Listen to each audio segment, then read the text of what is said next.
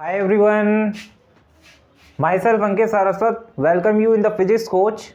I hope you are well being and keep learning so many stuffs from here. So you are learning thermodynamics and so many topics we covered till now like extensive property, intensive properties, what is state, what is thermodynamic variable, so many things we covered till now. But in this lecture I will tell you how those important things जो मैंने अभी तक आपको पढ़ाया है, how these things are related to this topic. So let's start the topic. We will start from heat. What is heat? What is the heat? What is work? How these heat and work is related to the first law of thermodynamics. So heat and work, it is nothing, it's a form of energy. It's a form of energy. एक energy की form है. Clear? जैसे kinetic energy हुई, potential energy, it is just a form of energy. In the similar way heat is and work are the form of energy. Then what is the difference between heat and work? Question ये आना चाहिए, what is the difference? तो we will understand how heat contributes to the energy, how work contributes to the energy. One by one I will explain you with a suitable example. So let's see. Consider a cylindrical container. मान लीजिए एक cylindrical container है मेरे पास. This is a cylindrical container और this is a piston. Clear? ये piston है और इस सिलेंड्रिकल कंटेनर में मान लीजिए we have 1 mole of ideal gas या आइडियल गैस भरा हुआ है. These are the molecules of ideal gas. Clear? Ideal gas. This is the piston. ये पिस्टन है. This is a cylindrical can. Can आपने सुना है, जो दूध वाला केन कहता है, केन लाता है, उसको कंटेनर को केन बोलते हैं. क्लियर?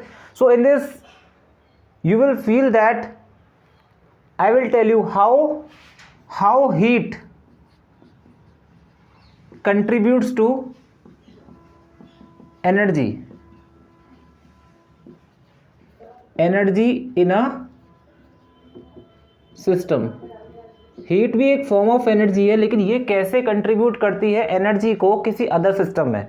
तो देखिए मैं उसी को एक्सप्लेन कर रहा हूँ कि हीट एंड वर्क क्या है. क्या हीट एंड वर्क सेम है? पहला क्वेश्चन दिमाग में आना चाहिए. अगर नहीं है सेम तो क्या डिफरेंस है? हीट और वर्क में डिफरेंस सिर्फ इतना है कि हीट टेम्परेचर डिफरेंस होने की वजह से होता है.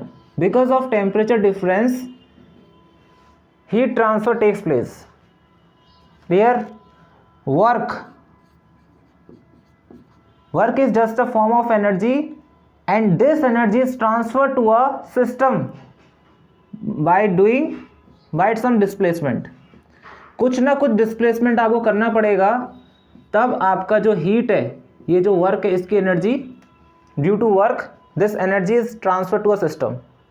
So heat and work are the two form of energy, but these energies exist only in the कहाँ exist करती हैं? Transition state. Now what is transition state? I am telling you. For example, this is a cylinder. Just हमने अभी introduction किया, हमने कोई भी कुछ समझा ही नहीं है. I just explain you these things. Now there is the walls of ये walls है. These are the walls of container. Let us suppose you are supplying some heat. आपने बाहर से कुछ हीट सप्लाई की. मान लीजिए ये जैकेट आपने लगा दिया. You apply some jacket. मान लीजिए जैकेट लगा दिया. मान लीजिए कॉइल है, आपने कॉइल लगा दी. कॉइल जैसे आपने सुना होगा हीटर सुना आपने क्या किया, ये सिलेंड्रिकल कंटेनर है, इसकी जो वॉल है, आउटर वॉल है, इस पर आपने क्या लगा दिया? एक नाइक्रोम वायर लगा दिया. क्या लगा दिया? Nichrome wire. और कुछ लोग टंगस्टन भी ले सकते हैं. समझ आ गया। और आपने इसको क्या कर दिया, बैटरी से अटैच कर दिया, you applies with battery. Now the current will flow due to this current, और हमने यहाँ इंसुलेशन लगा दिया। क्लियर। मैं आपको हीट को समझा रहा हूँ, हीट क्या है। देखो आपने आउटर पे क्या लगा दिया, insulation, this is the insulation, ताकि सारी की सारी हीट सिस्टम को मिले, दिस इज द इंसुलेशन। अब हम ऐसा क्यों कर रहे हैं, why, I am telling you. देखिए ये जो कॉइल है इसको हमने बाहर से क्या करा, we apply some electrical energy due to which there is a heating will produce in this wire, due to this, इस हीटिंग से क्या होगा कि जो वॉल है, इस सिलेंड्रिकल जो कंटेनर है इसकी जो वॉल है, इसका टेम्परेचर हमको मेंटेन रखना है T1 पर। We have to maintain the temperature of the wall at T1। हम क्या मान के चल रहे हैं कि इसका जो वॉल का टेम्परेचर है वो T1 है, और जो इसके जो इनसाइड मॉलिक्यूल्स हैं उसका टेम्परेचर क्या है, T2। हम लोग टेम्परेचर डिफरेंस को क्रिएट कर रहे हैं, I am telling you in the experimental way. तो T1 क्या है, टेम्परेचर जो है वॉल का है, सिलेंड्रिकल वॉल का, और T2 क्या है, temperature of inner gas molecules जो वॉल के पास नहीं है। देखो ये वॉल है, this is the wall, this is the wall, और ये जो मॉलिक्यूल्स है इनसाइड वाले जो वॉल के क्लोज नहीं है, इनका टेम्परेचर क्या होगा, कम होगा। तो T2 क्या होगा, लेस देन T1। समझ आ गया। तो T2 लेस देन T1 होगा तो क्या होगा, इससे क्या होगा, देखिए ये जो मॉलिक्यूल्स है वॉल के पास, जो मॉलिक्यूल्स हैं, जैसे ये मॉलिक्यूल वॉल के पास है और जो मॉलिक्यूल वॉल से दूर है, तो किसकी काइनेटिक एनर्जी ज़्यादा होगी, the molecules which are closer to a wall. तो देखो ये मॉलिक्यूल क्या है, क्लोज है वॉल के, so it will has higher kinetic energy. जो मॉलिक्यूल वॉल के क्लोज होगा उसकी काइनेटिक एनर्जी क्या होगी, ज़्यादा, क्योंकि उसका टेम्परेचर क्या होगा, ज़्यादा, तो इसकी काइनेटिक एनर्जी ज़्यादा होगी। It will collide with wall, it will collide with wall, wall से कोलाइड करेगा, then it will bounce back. ये मॉलिक्यूल क्या होगा, वॉल से कोलाइड करा, and it will goes bounce back. जब ये बाउंस बैक करेगा then it will collide with the corresponding, इसके जो भाई बहन है, इसके जितने भी मॉलिक्यूल्स हैं अदर जो इनसाइड हैं उनसे कोलाइड करेगा। फिर ये मॉलिक्यूल जो इनसाइड वाला है वो कहीं और कोलाइड करेगा। So there is a elastic collision takes place. For example जो आउटर है हमारा सिलेंड्रिकल कंटेनर का, वहाँ उसके क्लोज जितने ही मॉलिक्यूल्स होंगे उनका टेम्परेचर हाई है, तो उनकी काइनेटिक एनर्जी क्या होगी, ज़्यादा। When these higher kinetic energy molecules collide with the molecules having lower kinetic energy, जो इनसाइड वाले मॉलिक्यूल्स हैं उनकी काइनेटिक एनर्जी क्या होगी, कम होगी, तो उनका टेम्परेचर क्या है, कम। When what happen, when higher kinetic energy molecule collide with a lower kinetic energy molecule, then there is a elastic collision and there is a exchange of energy takes place। तो क्या होगा कि जो जिनकी energy कम थी, जो inside molecule से जिनकी एनर्जी क्या थी, कम, उनकी एनर्जी क्या हो जाएगी, बढ़ जाएगी, काइनेटिक एनर्जी विल इंक्रीज्ड। और जब इनकी काइनेटिक एनर्जी बढ़ जाएगी फिर ये किसी अदर मॉलिक्यूल से कोलाइड करेंगे। तो इन दैट वे इस पूरे के पूरे सिस्टम का, इस पूरी की पूरी गैस मॉलिक्यूल का टेम्परेचर क्या हो जाएगा, इट विल राइज। समझ आ गया। ये जो मॉलिक्यूल्स हैं आपस में कोलिजन होगा, इस कोलिजन से क्या होगा, जैसे जैसे मान लीजिए इनसाइड मॉलिक्यूल्स का टेम्परेचर क्या होगा, बढ़ेगा। ये T2 का मान लीजिए T1 है, आउटर वॉल का टेम्परेचर क्या है, T1, और इनर जो मॉलिक्यूल्स हैं उसका टेम्परेचर क्या है, T2। यहाँ का टेम्परेचर T2 है। इस टेम्परेचर डिफरेंस की वजह से, due to this temperature difference, जो आउटर के मॉलिक्यूल्स हैं उनकी काइनेटिक एनर्जी क्या है, ज़्यादा, इनर जो मॉलिक्यूल्स उसकी काइनेटिक एनर्जी होगी क्या होगी, कम। Due to this difference in the kinetic energy there is a collision takes place. कोई बहुत तेज़ गाड़ी आ रही है, एक गाड़ी धीमे चल रही है, तो जब कोलिजन होगा then there is a transfer of energy takes place because of elastic collision. मैंने क्या बताया था कि in elastic collision all the kinetic energy transfer, जितना काइनेटिक एनर्जी आप लेकर आ रहे हो सारा का सारा एनर्जी क्या होता है, दूसरे मॉलिक्यूल पर ट्रांसफर हो जाएगा। अब जो दूसरे मॉलिक्यूल काइनेटिक एनर्जी बड़ी है वो तीसरे मॉलिक्यूल से कोलाइड करेगा, तीसरा मॉलिक्यूल चौथे मॉलिक्यूल से कोलाइड करेगा, चौथा पांचवें से। So in that way the whole system temperature, the temperature of the whole system will rise. इस पूरे के पूरे सिस्टम का टेम्परेचर क्या होगा, राइज कर जाएगा। तो आपको एक नया स्टेट मिलेगा, एंड दैट इज दिस, जिसका टेम्परेचर मान लीजिए T2 प्राइम, T2 प्राइम मान लीजिए, and this T2 prime is greater than T2, और वी कैन से डैट, अब देखिए धीमे धीमे क्या होगा कि जो इनर मॉलिक्यूल्स है, इनसाइड वाले मॉलिक्यूल्स है, उनका टेम्परेचर क्या होगा, बढ़ेगा, and it will approach to T1। ये जो T2 है इसका टेम्परेचर धीमे धीमे बढ़ेगा and then it will approach to T1, और जब ये T1 को अप्रोच करेगा देन व्हाट हैपन, क्या होगा, टेम्परेचर डिफरेंस जो होगा T1 माइनस T2, इसकी वैल्यू अप्रॉक्सीमेटली इक्वल टू 0 हो जाएगी, and when the difference between the temperature difference approaches to 0, then heat transfer Q की वैल्यू क्या हो जाएगी, 0। क्लियर। सो जो Q है आपका, जो हीट है, हमेशा याद रखना जो हीट जो ट्रांसफर हो रही है। अब आप एक चीज़ आपने फोकस करी, यहाँ ध्यान से देखी कि जो हीट कहाँ कब एग्जिस्ट कर रही है, कब एग्जिस्ट कर रही हीट, ध्यान से देखिए। ये मान लीजिए मेरा एक सिस्टम है, दिस इज माय सिस्टम, मैंने वही सिलेंड्रिकल सिस्टम माना था। जब मैंने हीट सप्लाई नहीं करी तो इनर मॉलिक्यूल्स का टेम्परेचर क्या था, T2। जब मैंने क्या करा, बाहर से इलेक्ट्रिसिटी ऑन कर दी, बैटरी से कनेक्ट कर दी वायर को, देन इसकी स्टेट क्या हो गई, it will changes to T2 prime. Clear. अब देखिए T2 और T2 प्राइम तक जाने के लिए whatever amount of heat you supplied, that is a heat Q, but याद रखना this heat exists only जब तक स्टेट चेंज हो रही थी, तब तक ये हीट एग्जिस्ट कर रही थी, क्योंकि हीट जो है, हीट टेम्परेचर डिफरेंस की वजह से होता है, टेम्परेचर डिफरेंस की वजह से होता है। अगर टेम्परेचर डिफरेंस ही नहीं होगा, will heat transfer takes place, no. तो T2 का टेम्परेचर क्या था, पहले कम था, और ये मान लीजिए रेफरेंस है T2 प्राइम, ये बढ़ेगा और इसके क्लोज आ जाएगा, यानी क्या होगा, temperature difference approaches to 0, heat transfer will not take place. समझ आ गया। और जब हीट ट्रांसफर नहीं होगा देन सिस्टम की एनर्जी फर्दर बढ़ेगी नहीं, it will comes to a new state. ये एक नई स्टेट पे आ गया। मैंने स्टेट बताया था कि किससे स्टेट डिफाइन करते हैं, सिस्टम की स्टेट किसे डिफाइन करते हैं, उसके थर्मोडायनेमिक वेरिएबल से।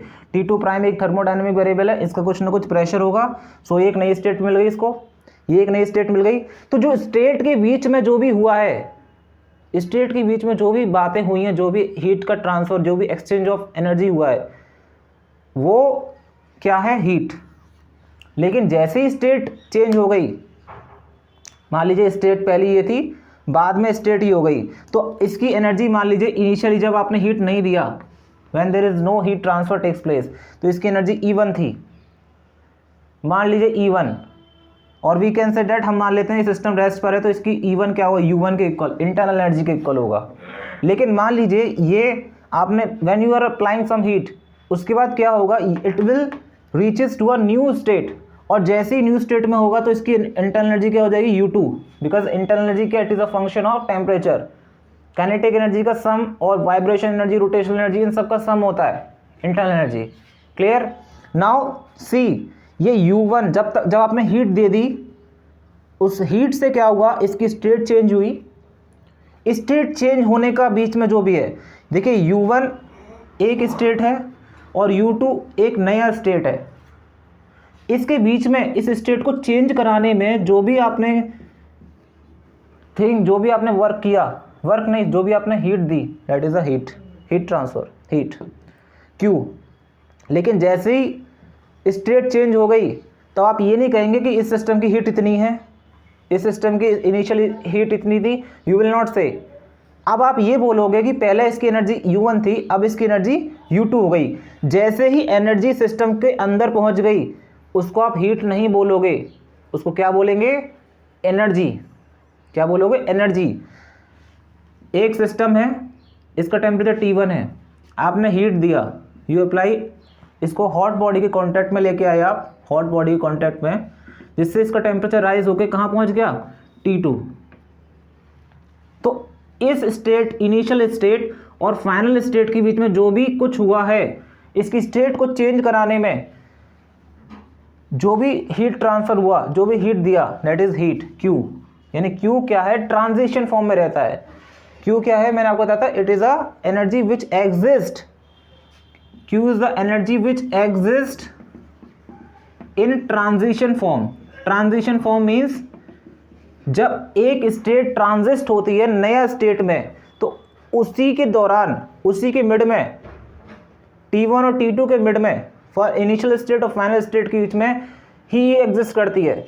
यानी इसका काम सिर्फ इतना था हीट का, एक स्टेट को दूसरी स्टेट में चेंज करना, और कोई वर्क नहीं है हीट का, और कुछ भी काम नहीं है हीट का। हीट का काम सिर्फ इतना था कि एक स्टेट को दूसरी स्टेट में चेंज करना। इट मीन्स हीट कहाँ एग्जिस्ट करती है, it exist in the transition mode. इसलिए हीट और वर्क क्या है, transition mode of energy, it exist in between the state. लेकिन जैसे ही मान लीजिए अगली स्टेट आई, तो आप ये नहीं बोलोगे कि इसकी एनर्जी, इसके पास हीट ज़्यादा है, इसके पास हीट कम है, यू विल नॉट से। अब आप ये बोलोगे इसकी एनर्जी ज़्यादा है, इसकी एनर्जी कम है। आपने हीट दिया, मान लीजिए इस सिस्टम का टेम्परेचर 20 डिग्री सेल्सियस था। मैं आपको यहाँ बताता हूँ, मान लीजिए इस सिस्टम का टेम्परेचर था 20 डिग्री सेल्सियस, ठीक है। आपने मान लीजिए 5 joule of energy the, 5 joule बाहर से दे दिया, जिसकी वजह से क्या हुआ, इसका टेम्परेचर 25 डिग्री सेल्सियस हो गया। लेकिन अब इसकी एनर्जी मान लीजिए इनिशियल क्या थी, U1 internal energy, that is suppose U1 internal energy क्या थी इसकी इनिशियल, मान लीजिए 5 जूल, 5 जूल मत मानिए, इसकी मान लीजिए इंटरनल एनर्जी 10 जूल। जैसे ही आपने 5 जूल एनर्जी और दी, तो इसकी इंटरनल एनर्जी क्या होगी, 15 जूल। तो हम ये बोलेंगे कि इंटरनल एनर्जी इसकी 15 जूल हो गई, पहले क्या थी 10 जूल, समझ आ गया।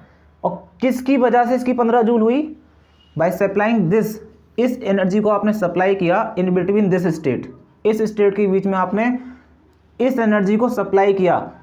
Bye supplying that much amount of heat, you are able to convert this system from one initial state to another state, from initial state to final state. But इसकी एनर्जी इनिशियल, इसमें आप ये नहीं बोलोगे इसका हीट कंटेंट इतना था, you will say इसकी इंटरनल एनर्जी इतनी थी, energy. Now you will say, हमेशा रखना जब हीट किसी सिस्टम के अंदर पहुंच गई उसको बोलेंगे एनर्जी, क्लियर। लेकिन अभी सिस्टम मान लीजिए अपनी इनिशियल स्टेट से फाइनल स्टेट में नहीं पहुंचा, तब हम उसको बोलेंगे हीट, समझ आ गया। उसकी हीट अभी बढ़ रही है, उसकी हीट कम हो रही है, तब बोलेंगे। लेकिन जब सिस्टम एक इनिशियल स्टेट से दूसरी स्टेट में आ गया, then you will not say that उसका हीट कंटेंट अभी इतना है, उसका हीट बाद इतना है। यू विल से कि उसकी एनर्जी इतनी थी इनिशियल, फाइनल एनर्जी इतनी हो गई। अब कोई पूछे कि इसने कितनी एनर्जी ली, तो आप क्या करेंगे, U2 minus U1 that is equal to delta Q, समझ आ गया। तो हीट का आपको कंसेप्ट क्लियर हुआ। Is the concept of heat clear to everyone? बताइए कोई किसी को डाउट हो, is there any doubt? Clear, okay. So किसी का कोई भी डाउट हो please ask me in the chat box. So let's start, will start the work. So बच्चों अभी आप इतना नोट कर लीजिए, we will discuss work in the next lecture. Thanks a lot, thank you.